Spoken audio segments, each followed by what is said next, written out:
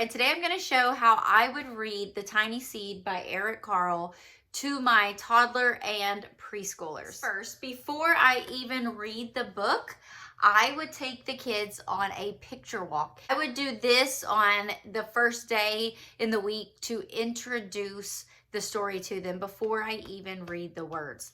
So first we would start talking about the cover, and then I'll start walking them through, asking questions about what they see, especially with our toddlers. We want to be pointing at things in the pictures and teaching them how they can read the pictures even before they know how to read these words.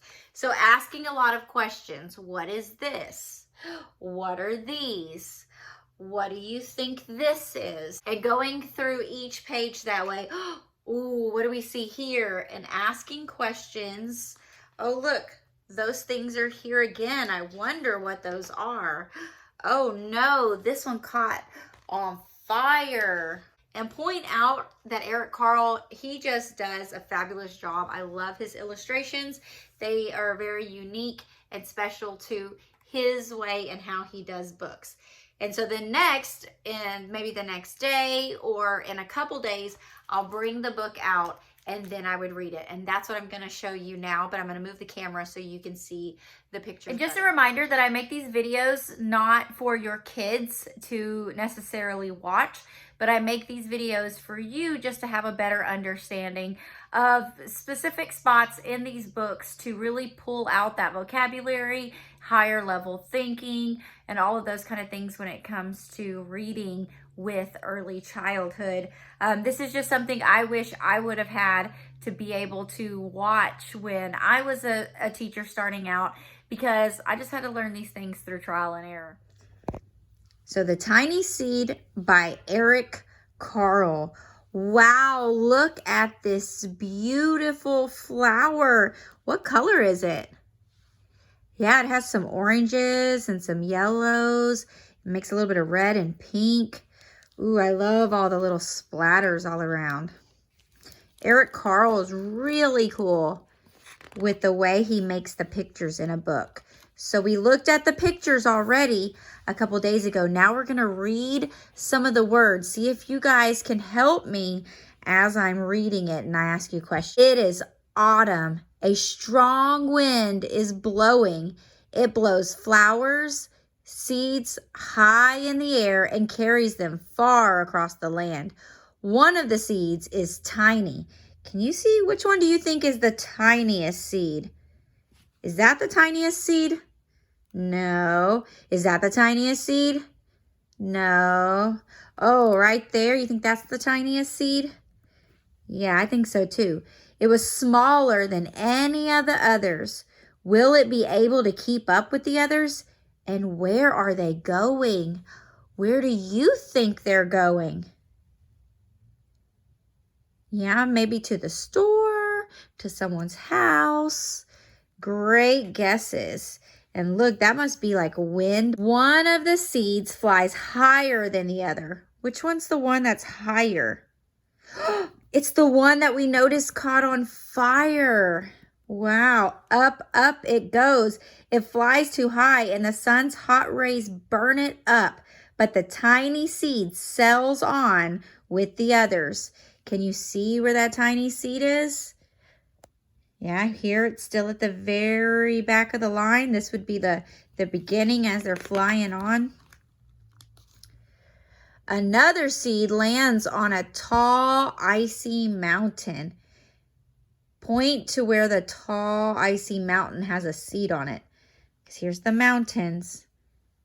Yes, this one has the seed right here. The ice never melts and the seed cannot grow. The rest of the seeds fly on, but the tiny seed does not go as fast as the others. Can you see the tiny seed in the mix of all of this wind right here? Yes, it's right there.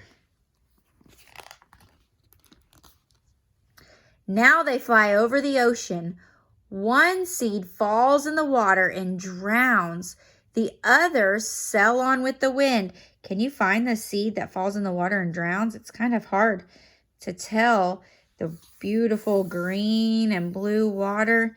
Can you see the seed? You gotta search for it.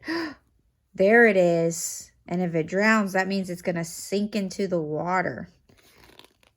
But the tiny seed does not go as high as the other. Where is the tiny seed? Oh, it doesn't go as high as the other. So they're up high and it's down here. Ooh, better be careful. It's gonna fall in the water. One seed drifts down onto the desert. It is hot and dry, and the seed cannot grow. Now the tiny seed is flying very low, but the wind pushes it on with the others. Ooh, can you find the one that falls in the desert? Yeah, where's the one that falls in the desert? The desert is this hot, dry sand. There's the one that fell. Look. There's only a few left, and then the tiny one. Let's count how many are left. 1, 2, 3, 4, 5, and then the tiny seed is 6. Only 6 left. Finally, the wind stops and the seeds fall gently on the ground. A bird comes by and eats one seed. The tiny seed is not eaten. It is so small that the bird does not see it. So here's the one he eats, and here's all the other ones that fall on the ground, and there's the tiny seed that he didn't see. So how many are left over here now? 1, 2, 3, 4, 5. 5 seeds left. Now it is winter. Do y'all remember what happens when it's winter time? It gets really cold. In some places it even snows. I bet this white that we saw in the book last time is snow, and these are the snowflakes falling down. After their long trip, the tiny seed settles down. They look just as if they're going to sleep in the earth. Snow falls and covers them like a soft white blanket. A hungry mouse that also lives in the ground eats a seed for his lunch, but the tiny seed lies very still and the mouse does not see it. So here's the mouse, and he's eating that seed right there. Ooh, we have 1, 2, 3. I don't think that's a seed. Maybe right there, the tiny seed. So we only have 1, 2, 3, 4 left after the mouse eats that one. Oh, wow, this one has a lot of words. So y'all look at the pictures while I'm reading these words and see if you can find the parts that I'm talking about. Now it is spring. It's spring for us too. Yes, y'all are right. After a few months, the snow has melted. It is really spring. Birds fly by. So point to the birds. The sun shines. Let me see you point to the sun. The rain falls. Y'all see the rain falling? It looks like little droplets. The seed grows so round and full, they start to burst open a little. Now they are not seeds anymore. They are plants.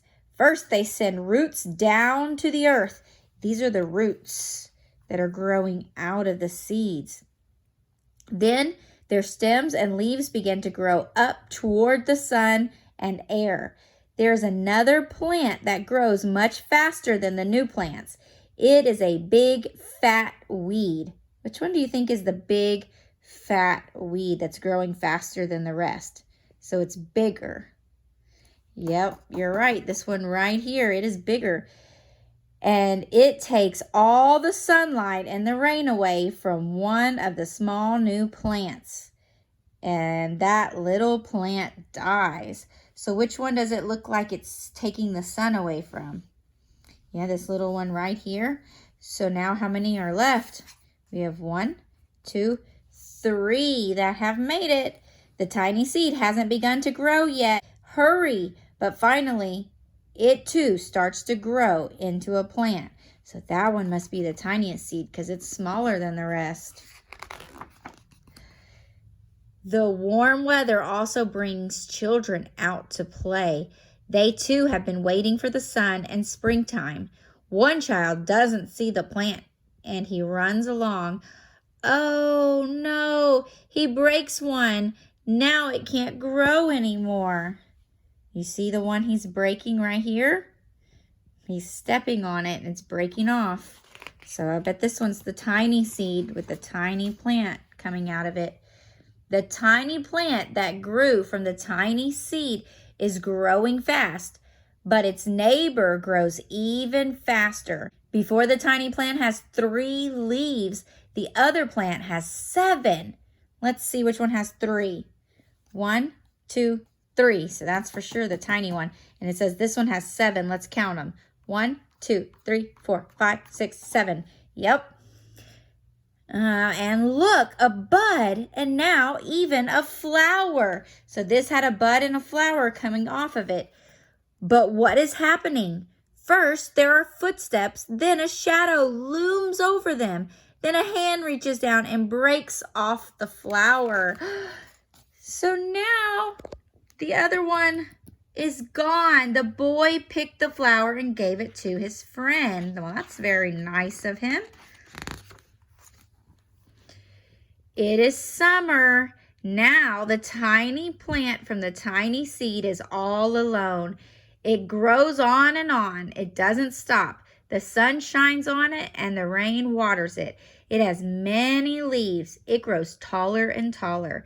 It is taller than the people. It's taller than the trees. It's taller than the houses. And now a flower grows on it. People come from far and near to look at this flower. It's the tallest flower they have ever seen. It is a giant flower. You see this flower? The tiny seed has turned into a big flower. It said it's bigger than the people. It's bigger than the trees, and it's bigger than the house. All summer long, the birds and the bees and the butterflies come visiting. They have never seen such a big and beautiful flower. Here's the birds and the butterflies and the bees have all come to visit. Now it's autumn again. That's the fall time when the leaves change. The days grow shorter, the nights grow cooler, and the wind carries yellow and red leaves past the flowers. Some petals drop from the giant flower, and they sail along the bright leaves over the land and down to the ground. So they're sailing over, and they're going to fall down on the ground. Let's see what happens to this giant flower.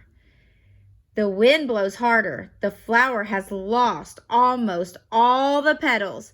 It sways and bends away from the wind, but the wind grows stronger and shakes the flowers.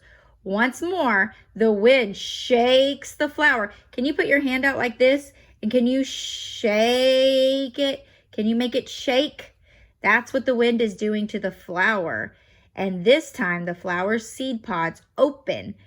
Out comes many tiny seeds that quickly sail far away. And now the story starts all back over. This is the life cycle of a flower. It starts as a seed, like we saw in the beginning, and then eventually it goes in the ground, and then it takes root.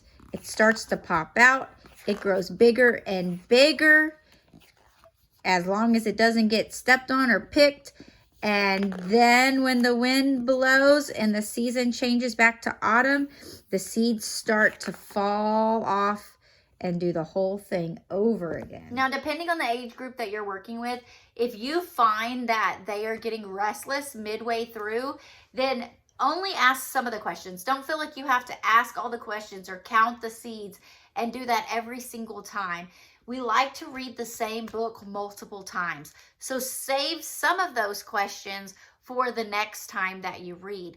And as always, if you can, take the book outside and do this out in the fresh breeze. So that way afterwards, maybe you can go looking around on the ground. You can look for buds. You can look for flowers. You can look for seeds.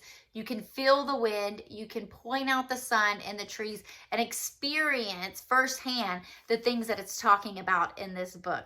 I hope that helped. And until next time, I hope that you're enjoying early childhood.